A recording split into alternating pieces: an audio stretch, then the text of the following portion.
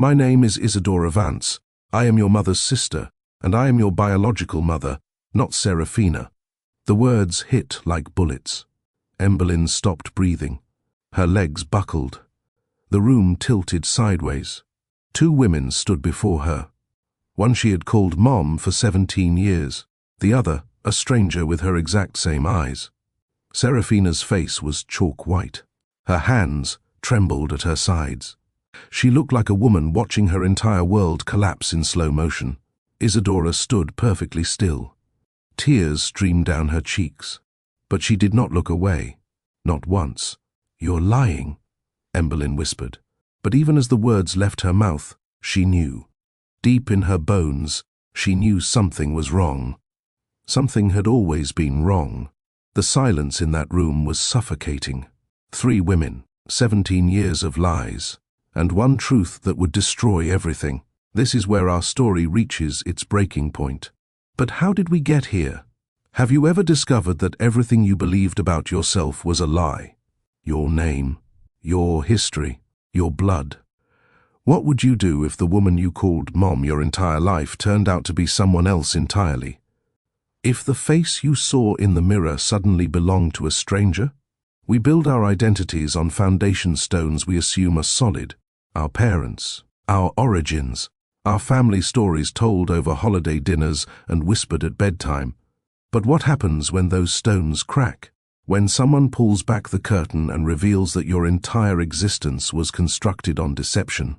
Emberlyn Thorne thought she knew exactly who she was. A daughter. A high school senior fighting for a scholarship that could change her future. A young woman navigating the complicated terrain between childhood and adulthood. She never suspected that her biggest enemy was not the absent father who had abandoned her before birth. It was the truth itself. And that truth had been hiding in plain sight for 17 years, locked away in the hearts of 2 sisters who loved her enough to lie, and hated each other enough to finally tell the truth. Family secrets are wounds that never fully heal. They fester beneath the surface. They poison every interaction. They turn holiday gatherings into minefields and simple conversations into interrogations. The people who keep these secrets always believe they are protecting someone. They tell themselves the lie is kinder than the truth. That ignorance is a gift. But secrets have a way of surfacing. They always do. And when they finally break free, the damage is catastrophic. Not just because of what was hidden, but because of the years spent building trust on a foundation of lies. This is not just Emberlyn's story. This is the story of anyone who has ever been kept in the dark by the people who were supposed to protect them. Anyone who discovered that their family photo album was missing pages. Anyone who looked into a parent's eyes and finally saw the guilt that had always been there. The devastation is not simply learning the truth. It is realizing that everyone around you knew and chose silence. Emberlyn was about to experience that devastation firsthand, but the path that led her to that moment was paved with betrayal, manipulation, and a father who had secrets of his own. But how did we get here? What secrets were buried so deep that 2 mothers had to face the daughter they both claimed as their own? What happened between Serafina and Isadora that shattered their bond and created this web of deception? And most importantly, which one of them is telling the truth?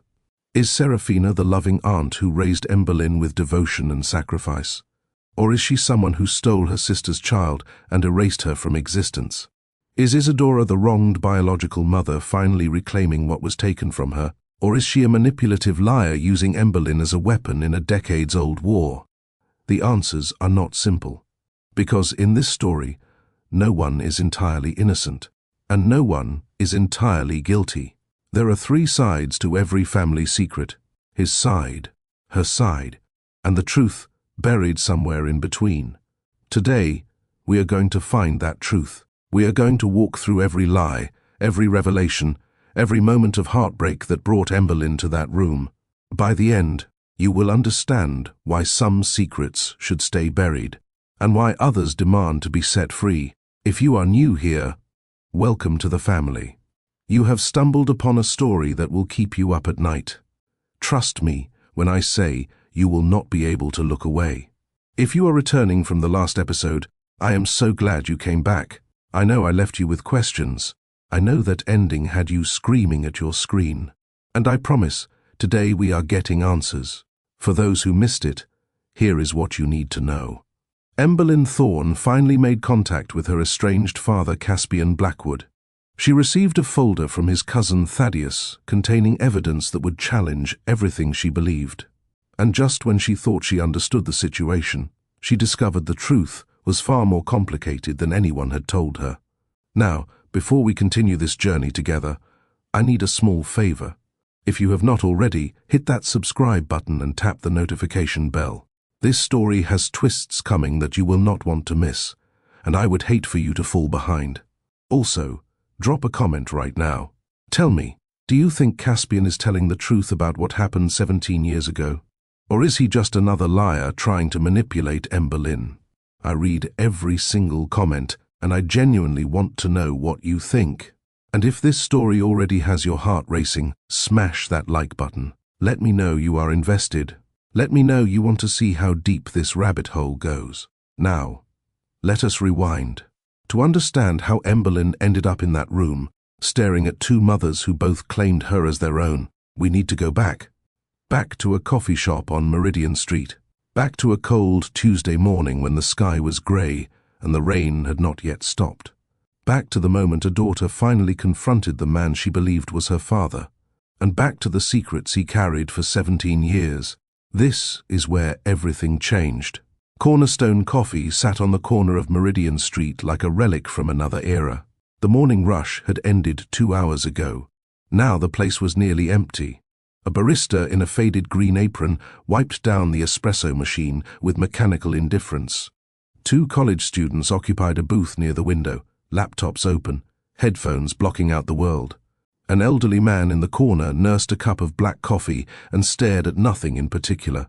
Emberlyn had arrived 20 minutes early. She needed to be the first one here.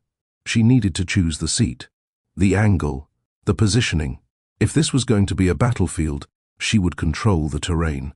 She chose the same corner table her mother had sat in just days ago. The same worn leather booth. The same view of the entrance. The same scratched wooden surface that had witnessed countless conversations between strangers. Now it would witness something far more significant.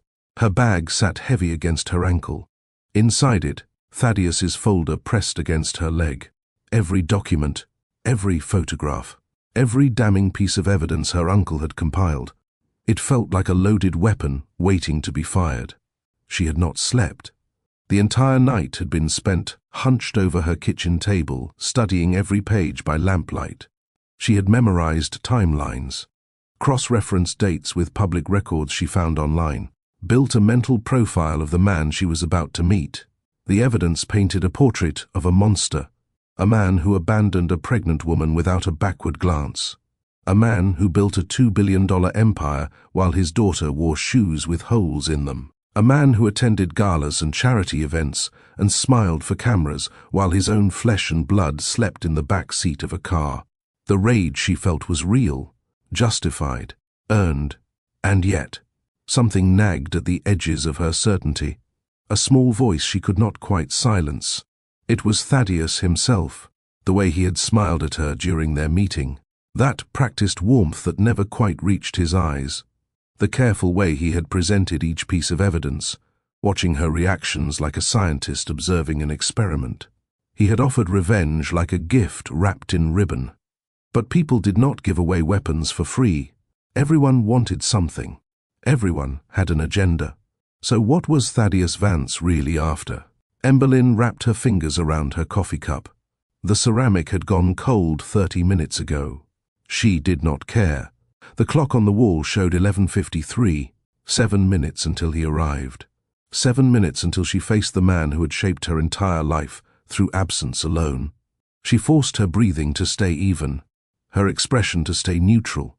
She had spent years learning to hide fear behind stillness, years perfecting the art of appearing calm while everything inside her screamed. Those skills were about to be tested like never before. The bell above the door remained silent. She waited. The door opened at exactly 11:57, 3 minutes early. He was anxious.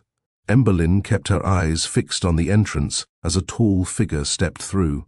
For a moment, the morning light silhouetted him against the glass, turning him into a shadow without features. Then he moved forward, and she saw his face for the first time. He looked nothing like the man in Thaddius's photographs. Those images had captured a titan of industry. Sharp jaw, perfect posture, eyes that radiated confidence and command, a man who wore power like a second skin and expected the world to bend around him. The man who walked toward her table looked like a shadow of that person. Dark circles carved hollows beneath his eyes, the kind that came from nights without sleep. Stubble shadowed his jaw in uneven patches, as if he had started shaving and then forgotten halfway through. His suit was expensive, clearly designer, but wrinkled in places that suggested he had dressed without consulting a mirror. He moved through the coffee shop like a man walking toward his own execution.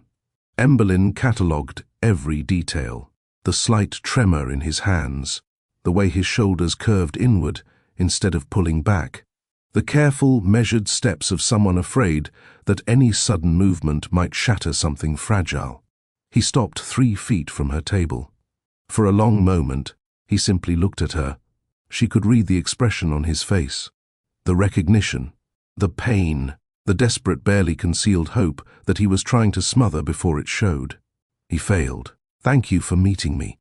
His voice came out quiet, rough around the edges like sandpaper dragged across stone, nothing like the commanding tone she had imagined during all those childhood fantasies about meeting her father. Emberlyn did not stand, did not extend her hand, did not offer even the smallest gesture of welcome. "Sit down." It was not an invitation. It was a command. Caspian lowered himself into the chair across from her. His movements were careful, deliberate, as if he feared any sudden motion might cause her to flee or attack. The table between them felt both impossibly small and infinitely vast. 3 feet of scratched wood separating 17 years of absence, father and daughter, stranger and stranger. Emberlyn had prepared for this moment her entire life, had rehearsed speeches in her bedroom mirror, had imagined confrontations both tender and brutal, had scripted conversations that ended in tearful reconciliation or satisfying vengeance. None of that preparation mattered now. He was here.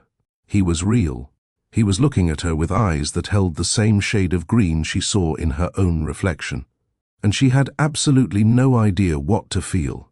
"You have one chance to explain." Emberlyn's voice cut through the silence like a blade drawn across silk. "If you lie to me even once, I walk out that door, and you never see me again. Do you understand?" Caspian's jaw tightened. A muscle jumped beneath his left eye.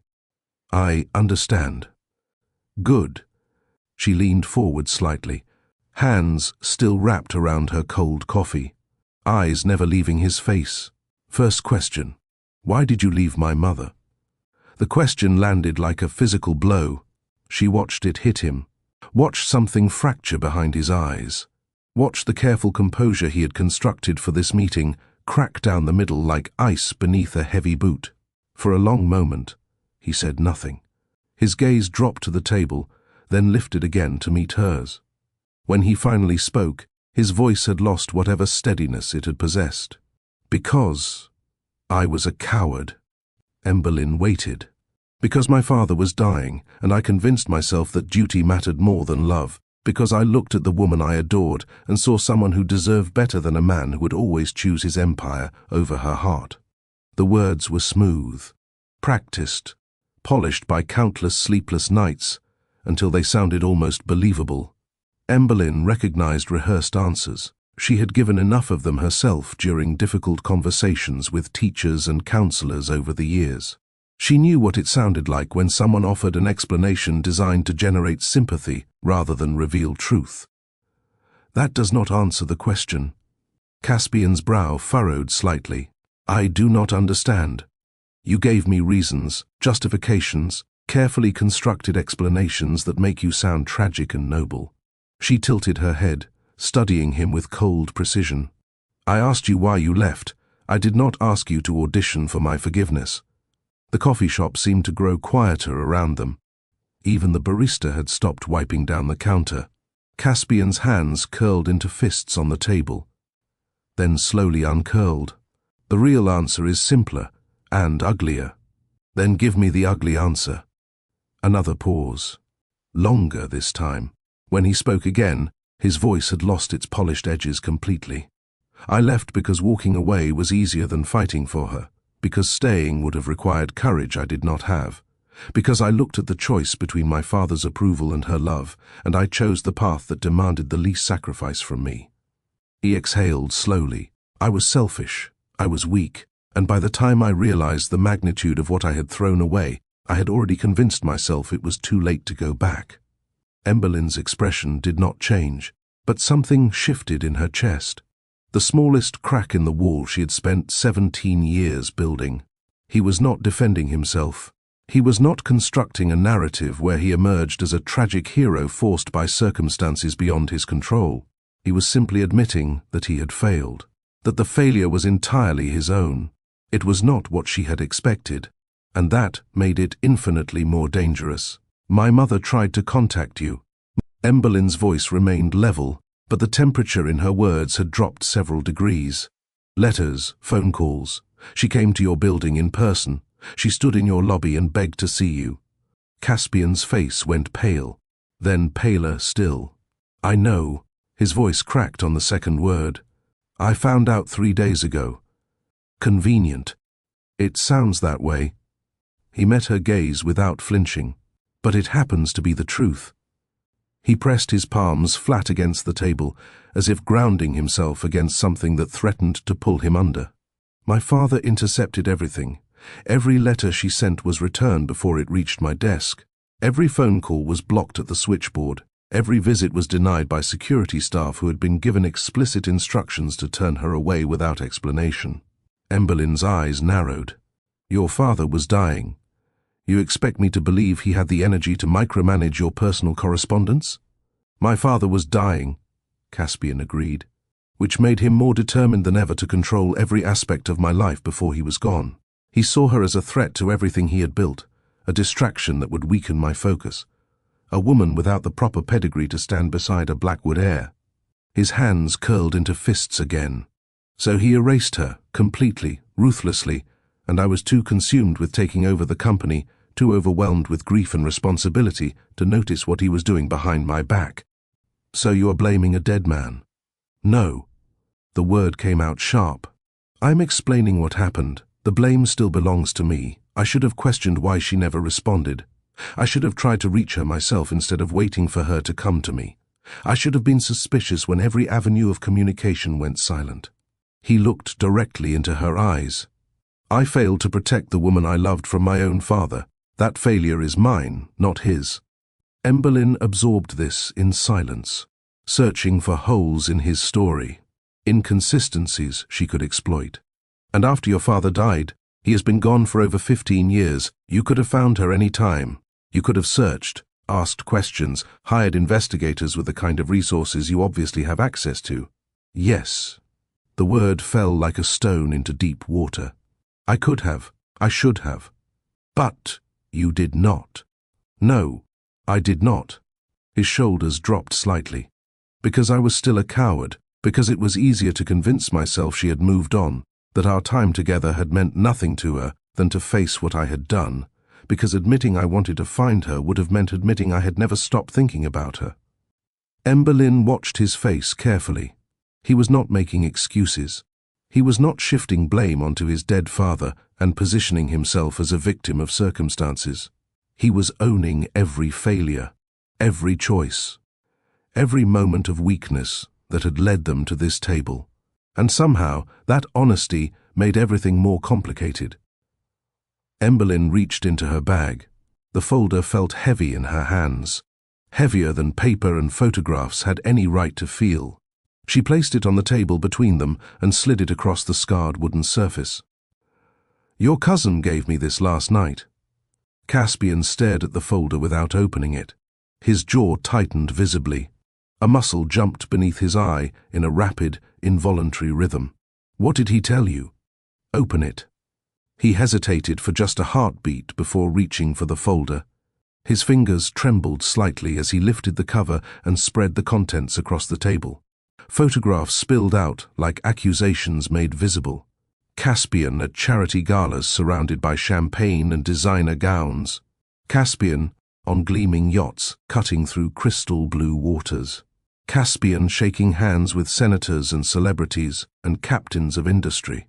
Caspian living a life of unimaginable privilege, while somewhere across the city, a woman and her daughter struggled to survive. "He told me you knew about me for weeks," Emberlyn said, her voice steady as surgical steel. "That you discovered my existence through my scholarship application and decided to keep me secret while you figured out how to handle the inconvenience of an illegitimate daughter." Caspian's face had gone the color of old ash. "He told me about your $2 billion, about your private jets and vacation homes, about the empire you built while my mother worked double shifts just to keep the electricity on." She leaned forward. "While we slept in cars, while I wore shoes with holes in them because new ones were a luxury we could not afford, while other children at school laughed at my second-hand clothes and asked why my mother never came to parent-teacher conferences." She jabbed her finger at the photographs spread across the table. "Look at them. Look at the life you were living." Caspian looked, really looked. His hand trembled as he touched the edge of a photograph showing him toasting champagne on a rooftop overlooking the city skyline. "Some of what Thaddius told you is true," he said quietly. Emberlyn felt her stomach clench. "I did discover your existence through the scholarship application, 2 weeks ago. Not weeks, 14 days. He lifted his gaze to meet hers. "And yes, I kept your existence secret, from everyone except your mother, who I called immediately after finding out. Why would I believe that? Because you can ask her yourself. She will confirm the timeline." Emberlyn's eyes remained fixed on his face, searching for any sign of deception. "The rest of it," Caspian continued, "is manipulation. Thaddius taking real events and twisting them into weapons designed to serve his purposes." He closed the folder gently, carefully, as if it contained something fragile. "I did not know you existed until 14 days ago. I cannot help someone I did not know was alive. But you knew my mother existed." The words landed like hammer blows. "You knew you abandoned a woman who might have needed help, who might have been struggling, who might have been carrying your child." Silence stretched between them. "Yes." The word came out hoarse, scraped raw from somewhere deep in his chest. "That is the part I cannot defend." Emberlyn opened the folder again. One by one, she spread the photographs across the table until no wood remained visible beneath them. Images of wealth and privilege arranged like a mosaic of accusation. Caspian at black tie fundraisers, champagne flute in hand. Caspian accepting awards from industry associations. Caspian surrounded by people who wanted something from him, flashing his practiced smile for cameras that never stopped capturing his success. "Look at this." Her finger jabbed at an image of him standing beside a gleaming sports car, worth more than most people earned in a decade. "Really look at it." Caspian's eyes moved across the photographs. What little color remained in his face drained away entirely. "This is the life you were living while my mother slept in her car outside a 24-hour grocery store because she could not afford first month's rent and a security deposit at the same time." She pointed to another image. Caspian in a tuxedo at some lavish gala, surrounded by women in designer gowns and men with perfect teeth. "This is what you were doing while I wore the same 3 shirts for an entire school year because we could not afford new ones until they literally fell apart." Another photograph.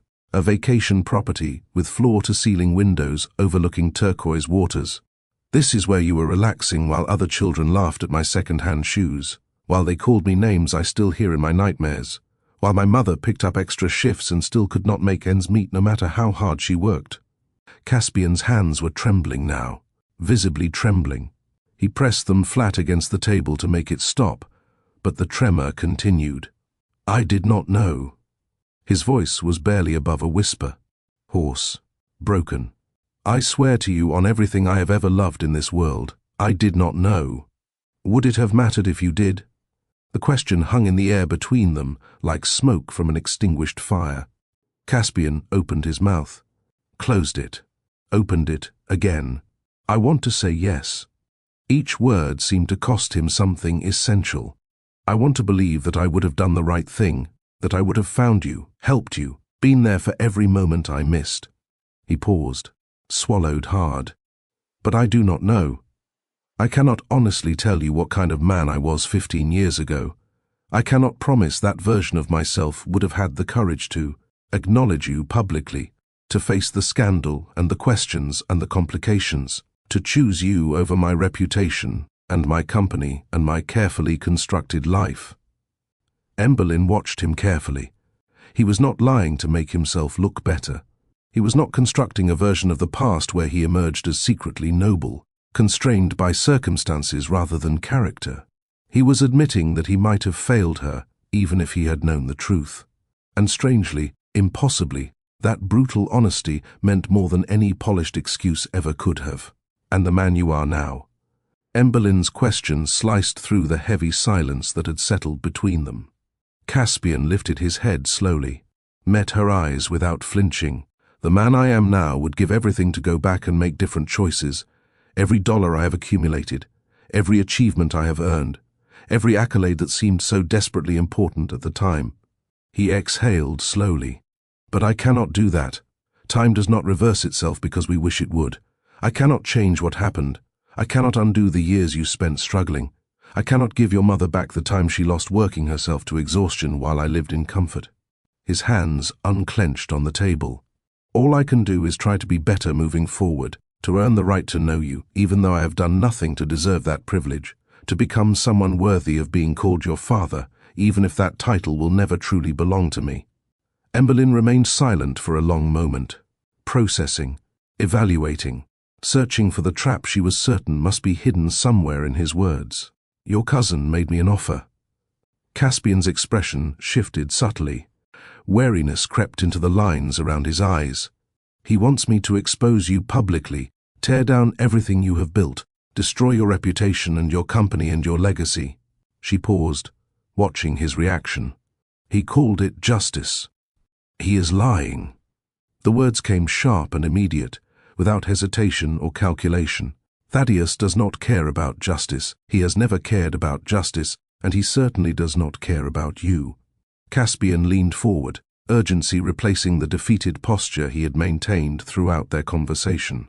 He has wanted control of this company for 20 years. He has been waiting, watching, searching for any opportunity to take what he believes should have been his from the beginning. His voice hardened. He will use you as a weapon. He will point you at me, let you do his dirty work, and then discard you the moment you are no longer useful. You will be left with nothing while he walks away with everything he ever wanted. Emberlyn tilted her head, studying him. How do I know you are not doing the same thing? Using me to save your company, keeping your enemies close so you can control how this situation develops? Because I am asking you for nothing. His voice softened.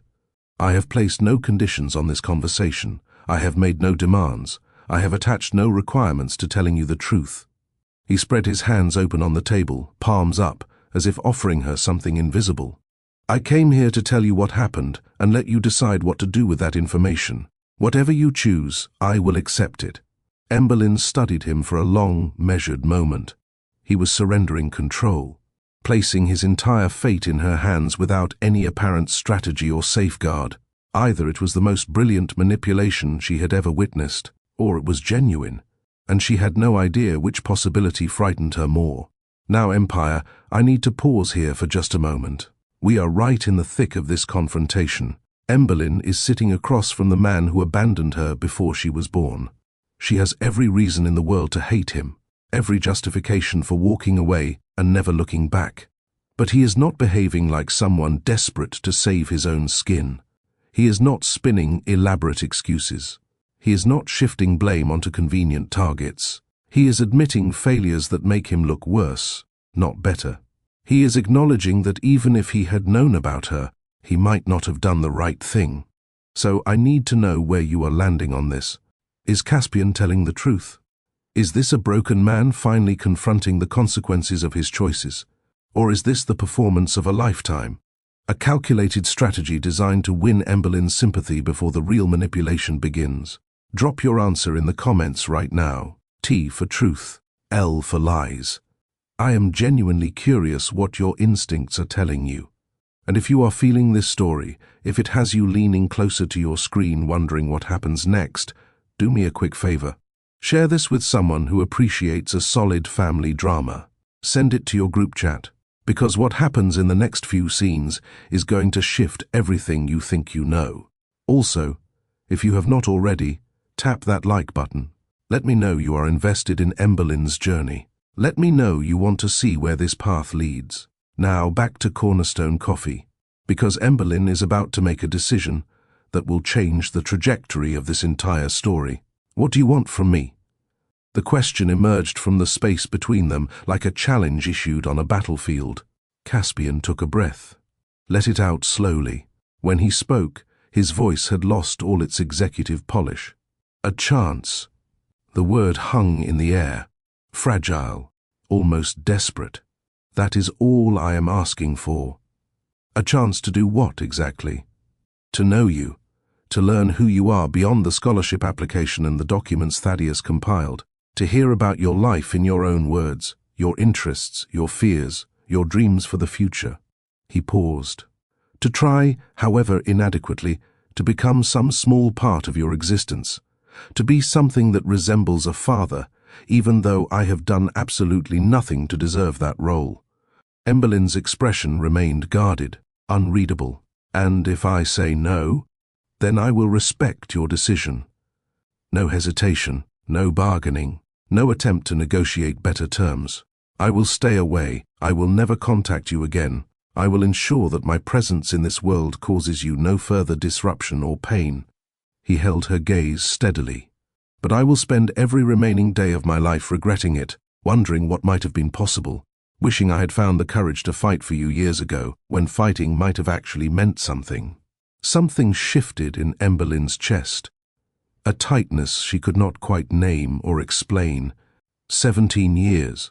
17 years of wondering who her father was, of inventing elaborate stories to fill the void his absence had created, of assuming he knew about her existence and simply did not care enough to make contact, of convincing herself that his silence meant she was somehow not worth staying for. Now he sat 3 feet away, offering everything she had ever secretly wanted. A father who claimed to want to know her, who expressed regret for his choices, who seemed willing to accept whatever boundaries she needed to feel safe. And she had absolutely no idea whether any of it could be trusted.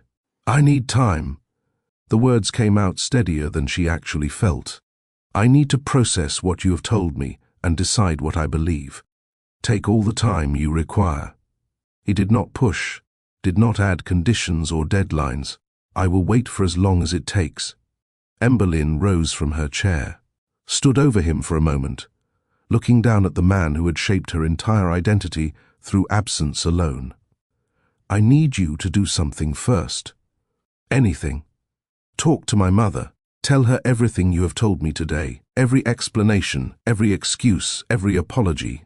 Her eyes hardened into something sharp. Let her hear it all, and let her decide whether she believes a single word. Caspian nodded slowly. And if she does not believe me, then I walk away, permanently, and you never hear from me again. Emberlyn turned toward the door, then paused. Her hand rested on the back of her chair as she looked over her shoulder. One more thing. Caspian lifted his gaze to meet hers. The scholarship. If I win it, I want it to be because I earned that recognition, not because I share your DNA, not because someone made a phone call or adjusted the scoring criteria or whispered in the right ear. It will be earned. His voice carried quiet conviction. The committee operates independently. The judges do not know about your connection to me. Your application will be evaluated on its merits alone, the same as every other candidate. Your word? My word. She searched his face one final time, looking for the tells she had learned to recognize, the subtle shifts in eye contact that signaled deception, the micro-expressions that revealed truth hiding beneath carefully constructed lies. She found nothing she could identify with certainty. Either he meant every word, or he was more skilled at deception than anyone she had ever encountered. Without speaking again, she walked toward the door. Her footsteps echoed softly in the nearly empty coffee shop. She did not look back. Caspian remained at the table. For 23 minutes he sat there without moving. His untouched coffee grew cold beside the scattered photographs. His hands continued to tremble, no matter how firmly he pressed them against the wooden surface. She had her mother's strength, that directness that could cut through pretense and posturing without hesitation, the same piercing gaze that demanded honesty and rejected anything that fell short. But there was something of him in her too. He could see it clearly now, the stubbornness that refused to yield, the analytical precision that weighed every word and measured every reaction, the way she had controlled the entire conversation without ever raising her voice. She was everything he had missed. Every birthday, every first day of school, every triumph and every heartbreak across 17 years of absence. And now she was deciding whether to let him into her life or destroy him completely. His phone vibrated against the table. A message from Serafina. "Emberlyn told me about the meeting. I will see you at 5. My apartment. Come alone." 5 hours. 5 hours to prepare for the most important conversation of his existence. 5 hours before he faced the woman he had abandoned and begged for a chance he did not deserve. Caspian read the message 3 more times before finally standing. What he did not realize was that Serafina's building had already been compromised.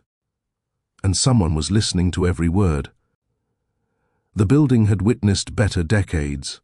Caspian stood on the cracked sidewalk, staring up at the tired brick facade that rose 4 stories above him. Water stains marked the walls in irregular patterns. A rusting fire escape clung to the side like an afterthought from a different era.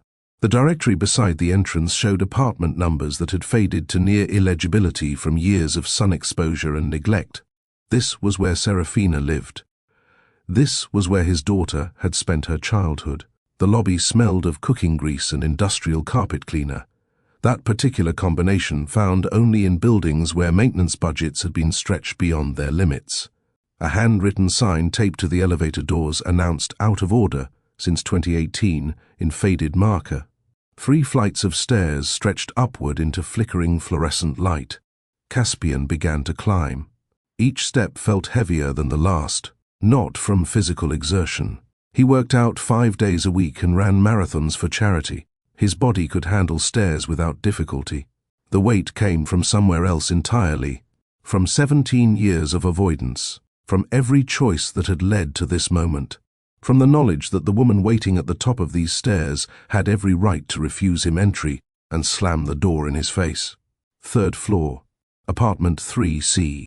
He stood outside the door for a long moment, gathering himself, preparing words he already knew would prove inadequate no matter how carefully he arranged them. He knocked. The door opened immediately, as if she had been standing on the other side waiting for the sound. Serafina filled the doorway. She wore hospital scrubs from her morning shift, faded blue with a small coffee stain near the hem. Exhaustion had carved lines around her eyes that had not been there 18 years ago. Grey threaded through her dark hair at the temples, but her gaze remained exactly as he remembered. Piercing, intelligent, capable of stripping away every defense and seeing straight through to the truth beneath. She did not step aside to let him enter. "Emberlyn told me what you said at the coffee shop. I meant every word. She wants me to decide whether I believe you." "I know." For a long, measured moment, she simply looked at him. That same assessment she had conducted when he had first entered her life all those years ago. That same ability to weigh a person's entire worth in a single penetrating glance. "Come inside." The apartment was small but meticulously maintained. Second-hand furniture arranged with careful attention to both function and limited space. Plants on every available surface, green and thriving. And photographs.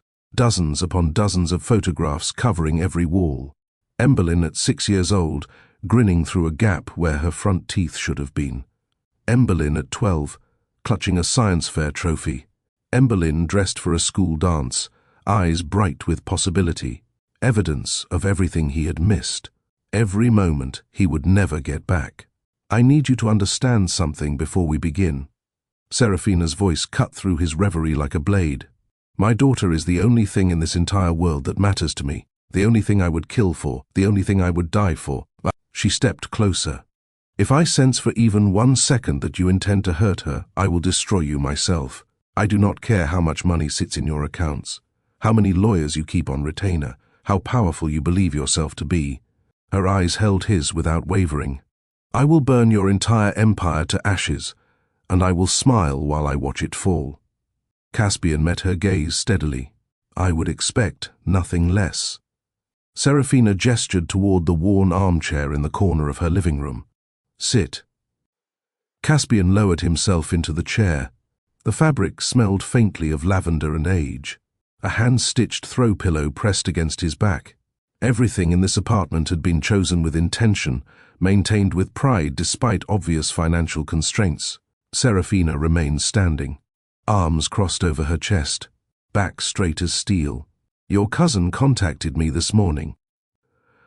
The words hit Caspian like ice water poured directly into his veins. His entire body went rigid. What did he say? Serafina's expression did not change. He offered me $2 million. Caspian's jaw tightened. For what? To cooperate with his plan, to give interviews to media outlets about being abandoned by the great Caspian Blackwood, to paint you as the villain in a story he has been writing for years.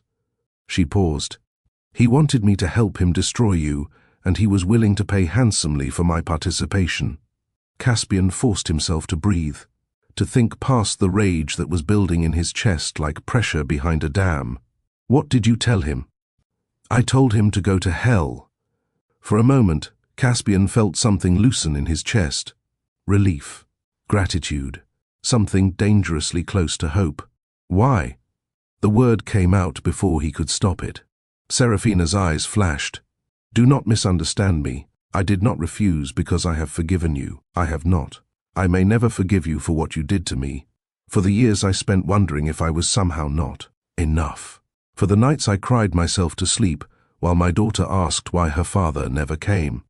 Her voice hardened. I refused because I will not allow my daughter to become a pawn in someone else's game. She is not a weapon to be aimed and fired. She is not leverage in a corporate power struggle. She stepped closer to where he sat. Emberlyn deserves better than being used. By Thaddius. By you. By anyone who sees her as a means to an end rather than a person worthy of respect. Caspian met her gaze. I agree. Then prove it, because words are cheap, Caspian. They always were. Serafina moved to a small desk tucked against the wall beneath a window. She opened the top drawer and retrieved a folded piece of paper, yellowed with age and worn at the creases. There is something else. She turned back to face him, the document held carefully in her hands. Thaddius gave me this. He said it would prove you have been lying about everything. Caspian's hands went cold. Serafina crossed the room and placed the letter in his lap. Read it. He recognized the handwriting immediately. The precise, angular script that had signed his birthday cards and report card acknowledgements throughout his childhood. The distinctive flourish on capital letters that his father had considered a mark of sophistication, Reginald Blackwood's handwriting. The letter was dated 17 years ago. Caspian's fingers trembled as he unfolded the paper and began to read. To my son Caspian, I have intercepted correspondence from a woman claiming to be carrying your child. I have chosen not to burden you with this distraction during my final months, as the treatments have left me with limited energy for matters beyond the succession of our legacy. The Blackwood name cannot be associated with scandal or illegitimate claims. By the time you read this, the matter will be resolved. Your loving father, Reginald. The matter will be resolved. The words burned into Caspian's consciousness like brands pressed against flesh. This was found in your father's personal files, Serafina said. Her voice was carefully neutral, revealing nothing. Thaddius claims it proves your family has always known about Emberlyn, that you have been lying from the beginning. Caspian looked up from the letter. I have never seen this document before. How convenient. It is the truth. He set the letter down on the arm of the chair, as if it might burn through his fingers. My father wrote this to be delivered after his death, A confession, perhaps, an explanation for what he had done. Serafina's eyebrow arched skeptically. But my father died suddenly, a massive heart attack in his office. There was no time for final arrangements or careful distribution of documents. His affairs were chaotic for months afterward. Dozens of files were lost, misfiled, or simply forgotten in the confusion. Or you found this letter years ago and chose to ignore it. I did not. Caspian met her eyes without flinching. I give you my word. Your word. The phrase dripped with skepticism. My father did terrible things. Caspian's voice roughened with emotion. He intercepted your letters, he blocked your calls, he turned you away from our building like you were a stranger rather than someone who mattered. He planned to confess after his death, to explain his actions, but timing prevented that confession from ever reaching me. He paused. I am not my father, Serafina. I have made my own mistakes, but I did not know about Emberlyn until 14 days ago. I did not keep this letter hidden. I did not choose to ignore evidence that I had a daughter somewhere in the world.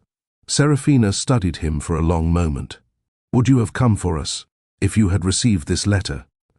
Silence stretched between them. I want to believe I would have. Each word came slowly, painfully. I want to believe the man I was back then would have done the right thing, would have searched for you, found you, been there. He exhaled.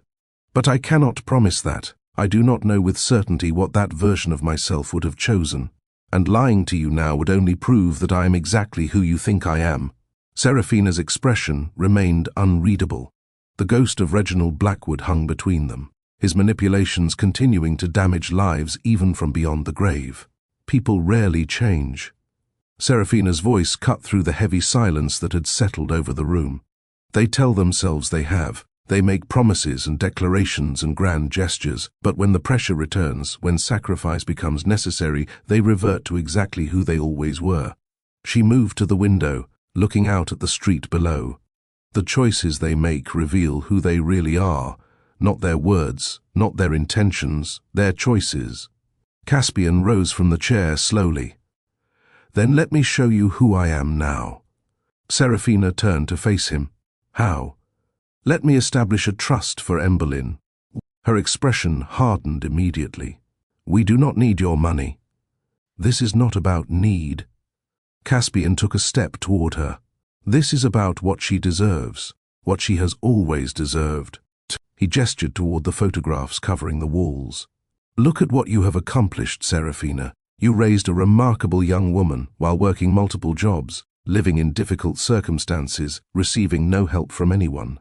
That took extraordinary strength and sacrifice. His voice softened. But Emberlyn should not have to follow that same path. She should not have to work 3 jobs while pursuing her education. She should not have to choose between eating properly and buying textbooks. She should have the ability to focus entirely on becoming whatever she wants to be. Serafina's jaw tightened. And what do you want in return? Nothing. I do not believe you. I want nothing in return, Caspian repeated. The trust would be in Emberlyn's name. You would serve as administrator until she reaches adulthood. I would have no control over how the funds are used or distributed, no conditions, no demands, no strings attached. Serafina studied him with those piercing eyes that seemed capable of seeing through every defense. Why now? Why, after all these years, do you suddenly want to be generous? Caspian was silent for a moment. When he spoke, his voice carried a weight she had never heard before. I spent my entire life building an empire, accumulating wealth and power and influence, telling myself that success would fill the emptiness I felt every single day. He looked at the photographs of Emberlyn surrounding them. Recently, I learned that I can never have other children, a medical condition I was unaware of until the diagnosis. The empire I built has no one to inherit it, no one who matters, no one who carries any part of who I am. His eyes returned to Serafina. When I saw Emberlyn's photograph in that scholarship application, it was the first moment in years that something felt like it actually mattered, that something in my life had meaning beyond quarterly reports and shareholder meetings. He took another step toward her. She is extraordinary, Serafina. You raised an extraordinary daughter. Her intellect, her drive, her compassion, all of that is because of you, because of the sacrifices you made, because of the love you gave her when I gave her nothing. His voice cracked slightly. I want to spend whatever time I have left trying to deserve her, trying to become someone worthy of being in her life, not because of money or guilt or obligation, because she is the only thing I have ever been part of that truly matters. Serafina's expression shifted almost imperceptibly. Something moved behind her eyes that she quickly suppressed. That remains to be seen. Serafina moved away from the window and stood in the center of the small living room, arms crossed, gaze fixed on the man she had once cared for with everything she had.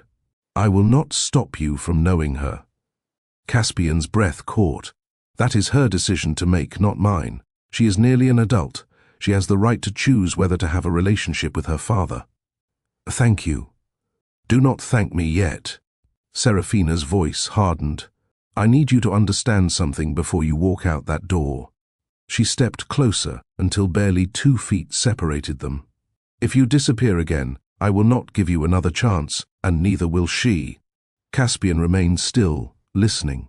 If you make promises and fail to keep them, if you prioritize your company over her, if you forget birthdays or cancel visits or make her feel like an inconvenience in your carefully scheduled life. Her eyes burned with intensity. If you hurt her in any way, I will not be able to fix what breaks. She paused, gathering herself. Emberlyn has spent her entire life wondering why she was not good enough, why her father chose to leave before she was even born, why she was somehow less worthy of love than whatever else you were chasing. Her voice wavered almost imperceptibly. She has carried that wound every single day, through every achievement, every failure, every moment of doubt. The absence of a father shaped her in ways you cannot even begin to understand. She pressed on. And she hides it well. She is strong and proud and refuses to show vulnerability. But I see it. I have always seen it. The little girl who never stopped wondering why Daddy did not stay. Serafina's hands uncurled slowly. If you open that wound again, I will not be able to heal it. No amount of love I give her will be enough to repair what your second abandonment would cause. Caspian met her gaze steadily. I will not hurt her. I give you my word. Your word meant nothing 17 years ago. I know. He did not flinch from the accusation. But I am not the same man I was then. Time and regret and loneliness have changed me in ways I cannot fully explain. He paused. I will spend the rest of my life proving that to you and to her. Serafina studied him for a long moment. Something in her expression shifted, though it was impossible to identify exactly what had changed. Prove it to her, not to me. She stepped back, creating distance between them. I stopped needing anything from you a long time ago. The conversation was over. Caspian moved toward the door. His hand touched the knob. Serafina. She waited. Thank you for raising her, for giving her everything I failed to provide, for being everything she needed when I was too much of a coward to be anything at all. Serafina said nothing. Caspian opened the door and stepped into the hallway. The clock on the wall showed 6:47 p.m. Behind him, the door closed with a soft click of finality. He had permission to know his daughter, but forgiveness remained somewhere far beyond his reach. And he was about to discover that his cousin had been listening to every single word.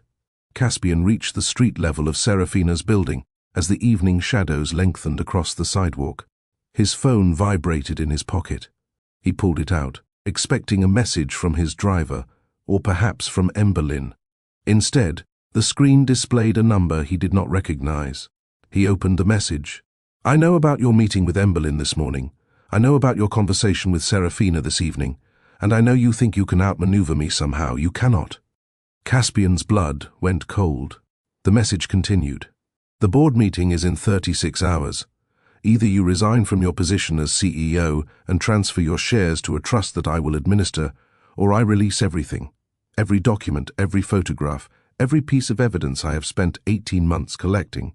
His hands tightened around the phone. Including the letter your father wrote. Including recordings of today's conversations, both of them, the coffee shop and the apartment. Recordings. The word echoed through Caspian's mind like a gunshot. Thaddius had been listening, not just gathering information from sources and documents. He had been actively recording conversations, private moments between father and daughter. Private moments between former lovers navigating decades of pain.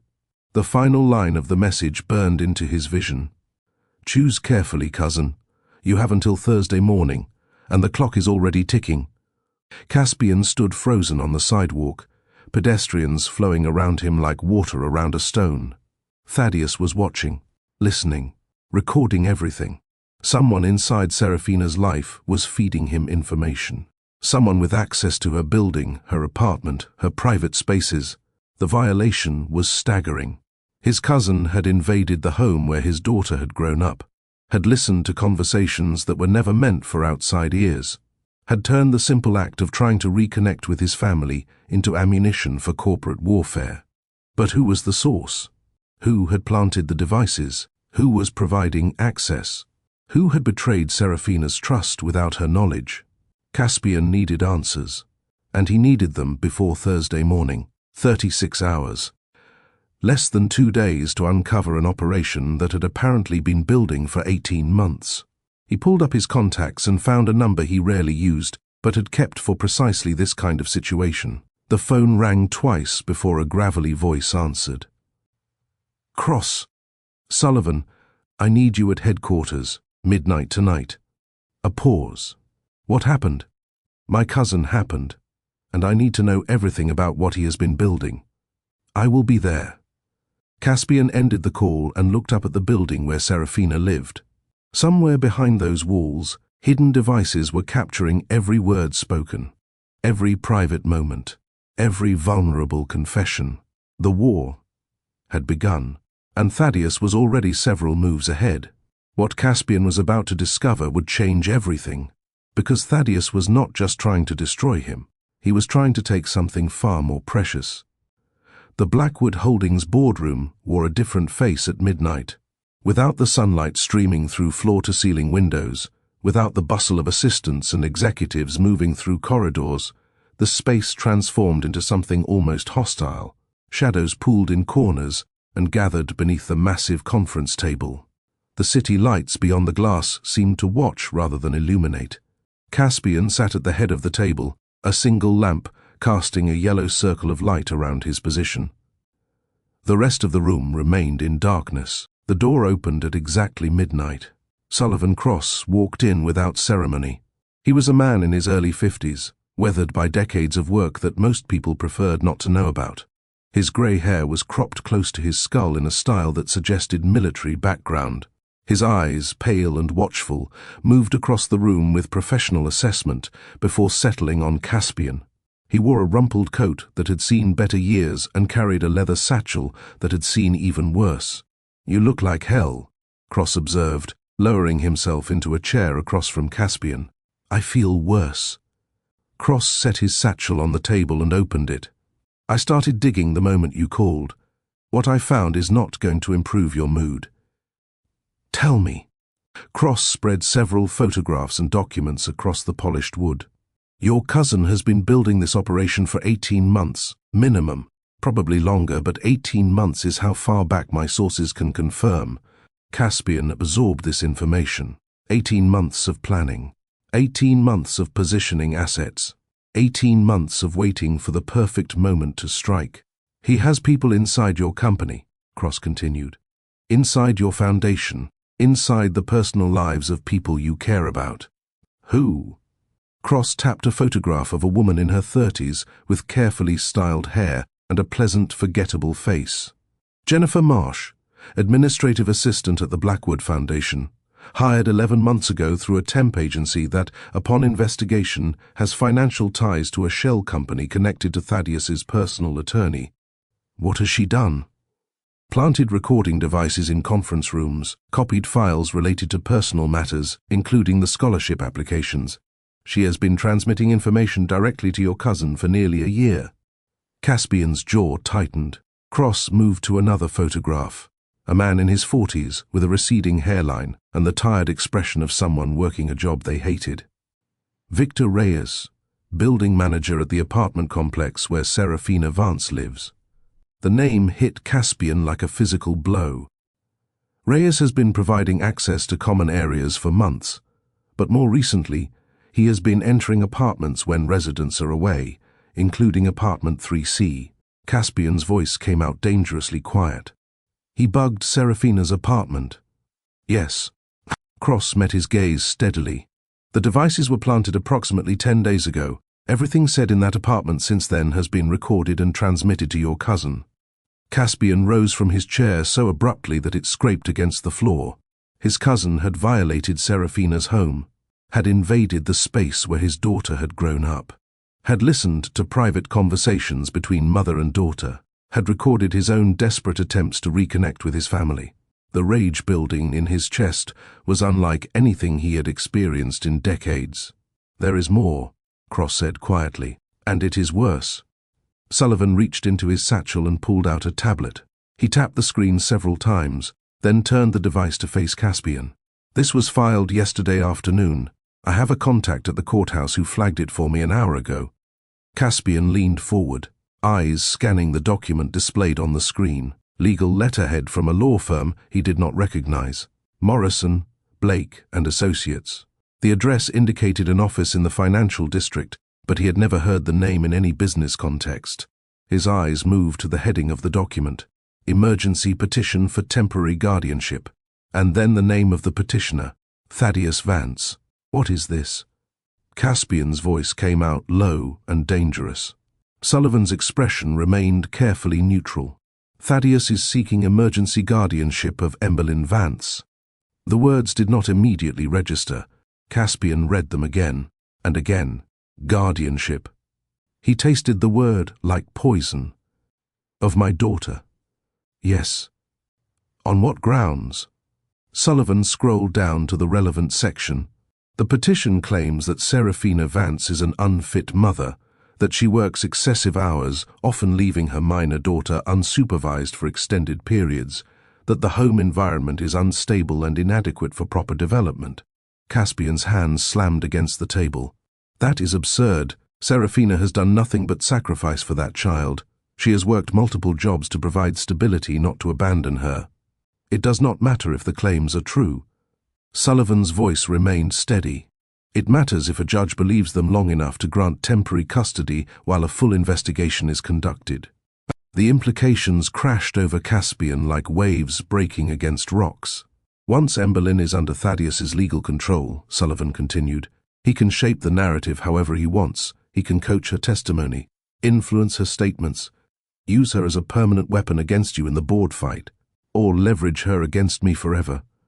Exactly. Caspian forced himself to think clearly, despite the rage clouding his vision.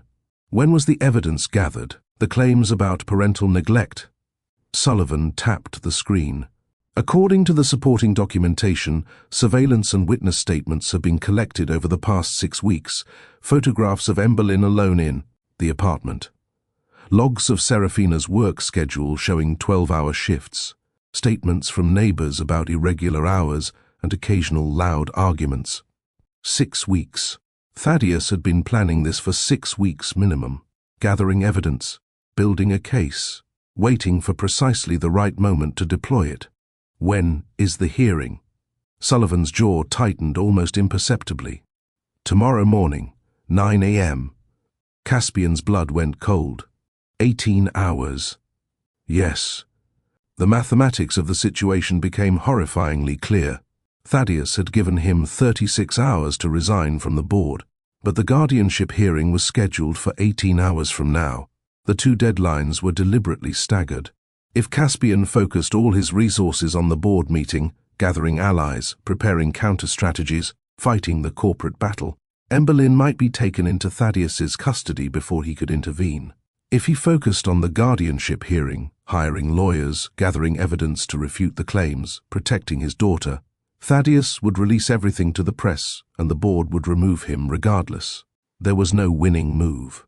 He is forcing me to choose, Caspian said slowly. Between my company and my daughter. Sullivan nodded. The same choice your father forced you to make 17 years ago. The parallel was devastating in its precision. History repeating itself with surgical accuracy. Choose the empire, lose the daughter. Choose the daughter, lose the empire. Except this time, Caspian was not a young man terrified of his dying father. This time, He knew exactly what he had lost by making the wrong choice, and he would not make it again. Empire, we need to pause here for a moment, because what Sullivan is about to show Caspian next requires preparation. This is the moment where everything we thought we understood about this story takes a sharp turn into territory none of us expected. We have been following Caspian as he tries to reconnect with his daughter. We have watched him face Serafina's justified anger. We have seen him admit his failures without excuses. But what comes next changes everything. If you are watching this and you have not subscribed yet, this is your sign. Hit that subscribe button and tap the notification bell, because what happens in the next part of this story is going to leave you speechless. And drop a fire emoji in the comments if you think Thaddius is about to cross a line he can never come back from. Because the trap he has set is not just about corporate power or family revenge. It is about something far more personal. Now, here is what I need you to understand before we continue. That guardianship filing sitting on Sullivan's tablet does not just contain accusations about Serafina being an unfit mother. There is a signature at the bottom, a signature that is going to shatter Caspian's heart into pieces. And trust me when I say you are not ready for whose name appears on that document. Let us continue. Sullivan's voice dropped lower, quieter, almost reluctant. There is one more thing you need to see. Caspian looked up from the guardianship petition, his face still tight with barely contained rage.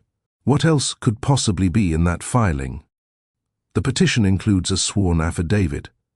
Sullivan scrolled to a new section of the document, a witness statement supporting the neglect claims, someone who provided first-hand testimony about the home environment.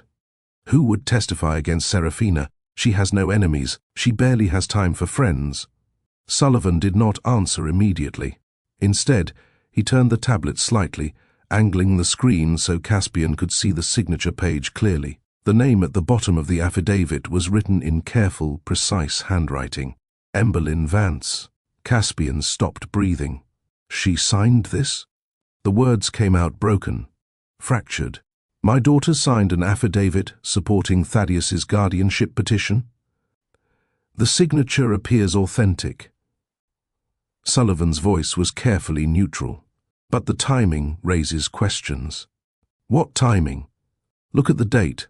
The affidavit was signed last night, between midnight and 3 in the morning, based on the notary timestamp. Caspian's mind raced backward through the events of the previous day. He had met Emberlyn at Cornerstone Coffee at noon. She had interrogated him, challenged him, demanded truth, and at the end, she had given him a chance, conditional on Serafina's approval, but a chance nonetheless. She had seemed to be considering forgiveness, considering the possibility that he might not be the monster Thaddius had painted. And then, hours later, in the middle of the night, she had signed a document that would destroy everything. Why? What had Thaddius offered her between their meeting and midnight? What lies had he told? Or, and this possibility cut deepest of all, had she never intended to trust him in the first place? Had the coffee shop meeting been nothing more than theater, a performance designed to gather information before the final betrayal? Caspian stared at the signature. His daughter's handwriting, his daughter's name, his daughter's choice. The letters blurred as something hot and painful pressed against the backs of his eyes. She chose him, he said quietly. She chose Thaddius over me. Sullivan remained silent. There was nothing to say. The scene shifted, away from the darkened boardroom, away from Caspian's devastation, to a small bedroom in a tired apartment building, to the same address Caspian had visited hours earlier. Emberlyn sat on the edge of her bed, knees drawn up to her chest. Sleep had abandoned her completely. Every time she closed her eyes, she saw documents, photographs, evidence that contradicted everything she thought she knew about her own life. Thaddius's folder lay open on the desk across the room. The photographs of Caspian at galas and charity events were spread across the surface like accusations made visible. But she was not looking at them. She was looking at her phone. A text message had arrived 30 minutes ago, from a number she did not recognize. I know what Thaddius made you sign. I know he threatened you, and I know you are scared. Please let me help. Please do not trust him. He is not trying to protect you. He is trying to use you. Call me anytime. I will answer." The message was signed with a name she had never heard before. Rosalind Chen. Blackwood Foundation. Emberlyn read the message again and again. Who was Rosalind Chen? How did she know what had happened tonight? If she knew about the affidavit, who else did? The questions multiplied in her mind like cells dividing, each answer spawning 3 more mysteries. Someone was watching out for her. Someone who knew about Thaddius's manipulation. Someone who wanted to help. But trust had become a luxury Emberlyn could no longer afford. She had trusted her mother to tell her the truth. That trust had been shattered hours ago. She had considered trusting her father. That consideration had been contaminated by doubt. And Thaddius had shown her something that made trust impossible. Emberlyn set the phone down on her nightstand. Tomorrow, she would have to make choices that could not be unmade. Tonight, she would sit in darkness and try to remember who she was supposed to be. If that person had ever existed at all, the memory would not leave her alone. Hours earlier, before midnight, before the affidavit, before everything fell apart, Thaddius had returned to the apartment. Not during the day, when her mother might have been home. Late evening, after Serafina had left for her night shift at the hospital, he had knocked on the door with the confidence of someone who expected to be admitted. And Emberlyn, still reeling from her conversation with Caspian at the coffee shop, had let him in. "Your mother has been lying to you your entire life." The words had landed like grenades. Not about your father. Thaddius had settled into the worn armchair like he owned it.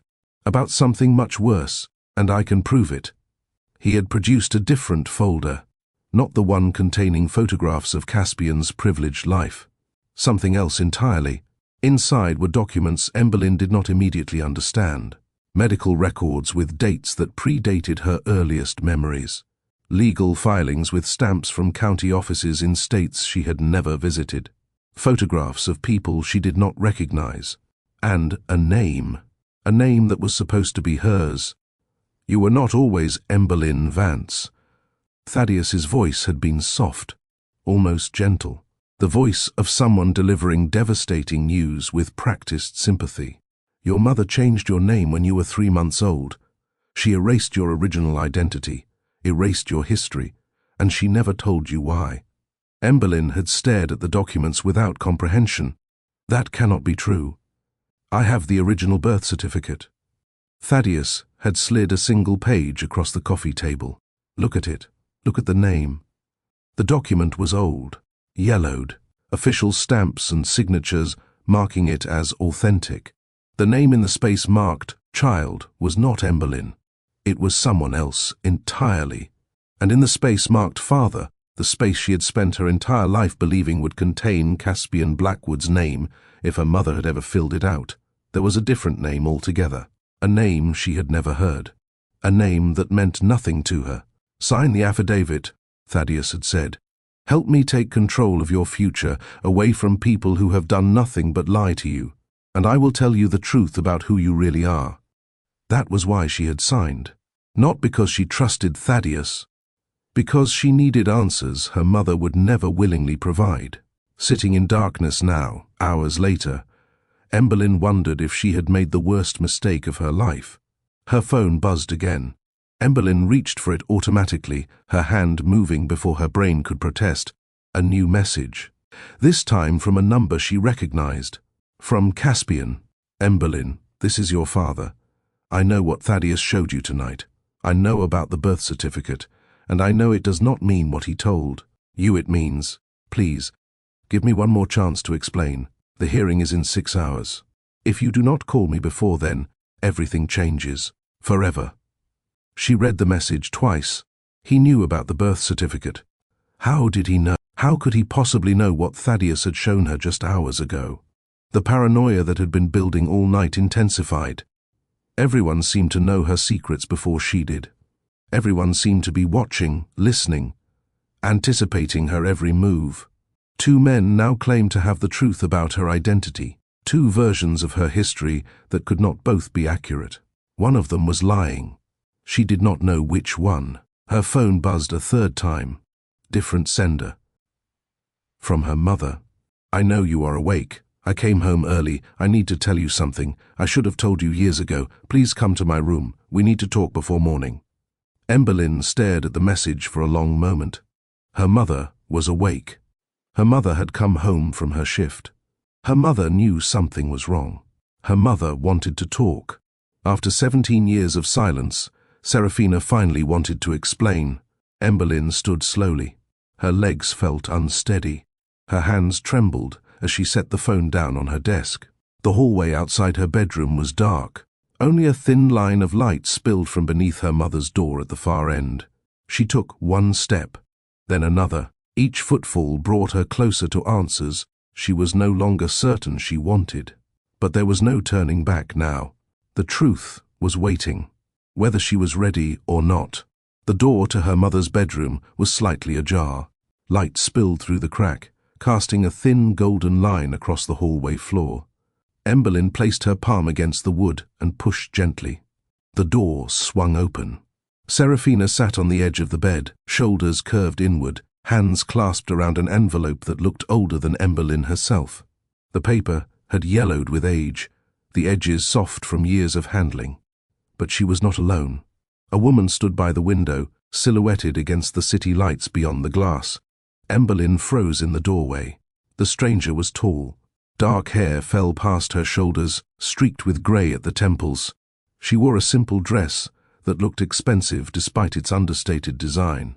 Her posture carried the rigid tension of someone bracing for impact. And her eyes. Her eyes were exactly like Emberlyn's, the same shade of green flecked with gold, the same shape, the same intensity. Her eyes were exactly like Serafina's too. Emberlyn, her mother's voice came out barely above a whisper. Broken, fragile. I need you to meet someone. The woman by the window turned fully to face her and smiled. It was a smile that held decades of pain, decades of waiting, decades of something that looked horribly like hope. Hello, sweetheart. The voice was unfamiliar.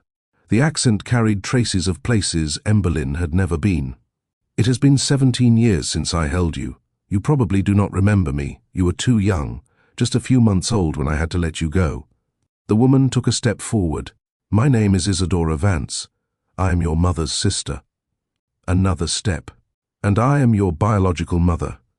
The final words fell like stones into still water. Not Serafina. The room tilted. The walls seemed to close in from all sides. Everything Emberlyn thought she knew about herself, her history, her identity, her family, shattered into fragments too small to ever reassemble. She looked at Serafina, at the woman she had called Mom for 17 years. At the face she had trusted more than any other face in the world. Serafina sat frozen on the bed. Tears streamed down her cheeks in silent rivers. Her mouth opened, but no words emerged. She could not speak. She could not explain. She could only cry. Emberlyn looked back at Isadora, at the stranger with her eyes, at the woman who claimed to have given birth to her. I do not understand, Emberlyn heard herself say. The voice sounded distant, foreign, like it belonged to someone else entirely. Isadora's smile softened into something that almost looked like grief. I know, sweetheart, I know, and I am so sorry you have to learn it this way. She reached out a hand toward Emberlyn's face. But it is time you knew the truth, all of it, everything your aunt has been hiding since the day she took you from me. The room spun. The floor seemed to vanish beneath Emberlyn's feet, and somewhere in the distance, a clock struck 3 in the morning. 6 hours until the hearing that would decide her future. 6 hours until her entire world changed forever. Again, empire. We have to stop there. I know. I know. That ending just turned everything we thought we understood completely upside down. Emberlyn just discovered that the woman she has called Mom her entire life is actually her aunt. Her biological mother has been alive this whole time, living somewhere, waiting, and Serafina has been keeping this secret for 17 years. Let that sink in for a moment.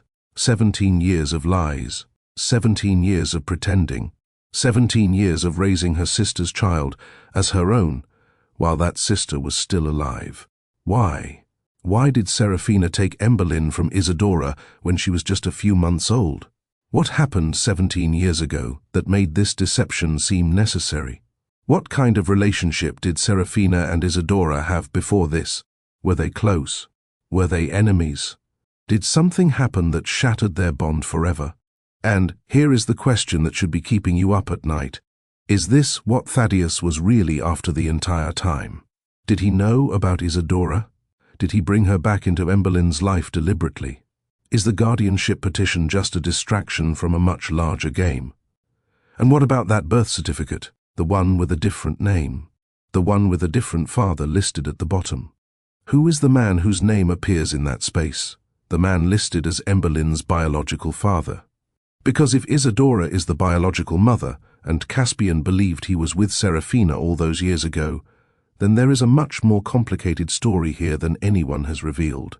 The next episode is going to answer all of this, and I promise you on everything, you are not ready for what comes next. So, if this story has you completely shook right now, I need you to do 3 things before you go. First, smash that like button. Let us get this video to as many people as possible because everyone deserves to experience this journey. Second, subscribe to this channel and tap that notification bell. The next episode is going to drop soon, and you do not want to miss it. Trust me on that. Third, drop a comment below. Tell me what you think Serafina's secret is. Why did she raise her sister's daughter as her own? What could possibly justify 17 years of deception? I read every single comment, and I genuinely want to know your theories. Some of you are incredibly perceptive, and I would not be surprised if someone guesses where this is going. Thank you for watching Empire of Lies. Thank you for being part of this community. Thank you for letting me share this story with you. I will see you in the next episode. And remember, some lies are told to protect the people we love. Others are told to possess them. The question is, which kind has Serafina been telling all along? Until next time, Empire. Stay curious, stay suspicious, and never trust anyone completely.